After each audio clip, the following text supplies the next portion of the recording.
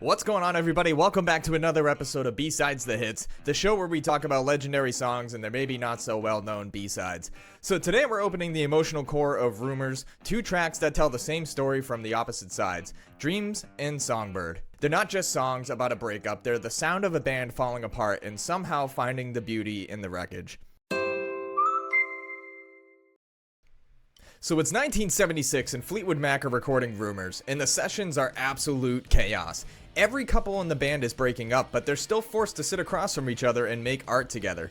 Stevie Nicks, drained by the tension, wanders into a small empty studio down the hall, a room that actually used to belong to Sly Stone. It's quiet, there's a Fender Rhodes keyboard, a shag carpet, and a cassette recorder. She sits down, hits record, and within 10 minutes, she writes Dreams. Just soft, looping chords and a melody that circles like the thoughts that won't stop replaying after a breakup. Now there you go again, you say you want your freedom. That line isn't just for Lindsey Buckingham, it's for anybody who's ever loved someone and who's already halfway out the door. When she's done, she walks the tape down the hall and hands it to Lindsey himself. He listens, says nothing, and then he smiles.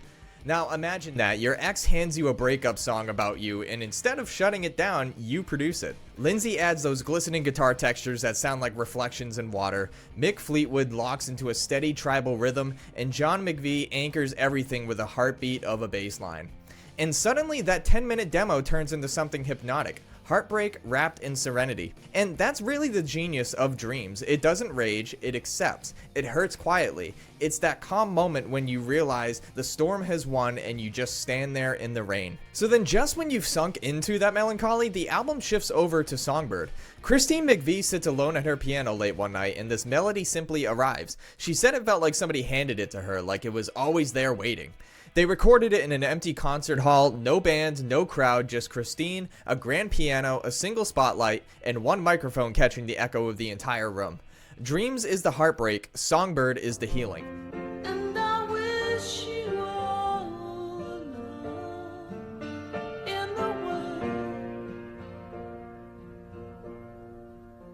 but most of all, I wish it from myself.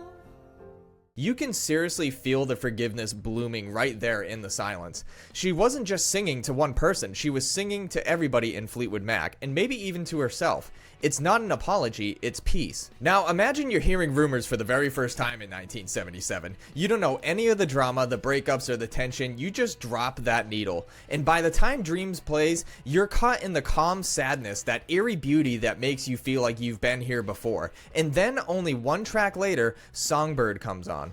Heartbreak fades straight into healing. Two completely different songs sitting side by side, tracks 6 and 7, like the record itself knew exactly how your emotions needed to unfold.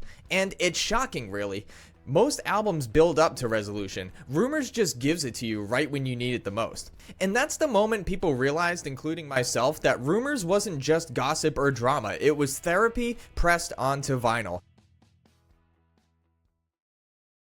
Guys, if you enjoyed this episode of B-Sides, please be sure to hit that like and subscribe button along with the notification bell to stay updated on when new content like this drops. Thanks for watching, God bless, and I will see you in the next video. See ya.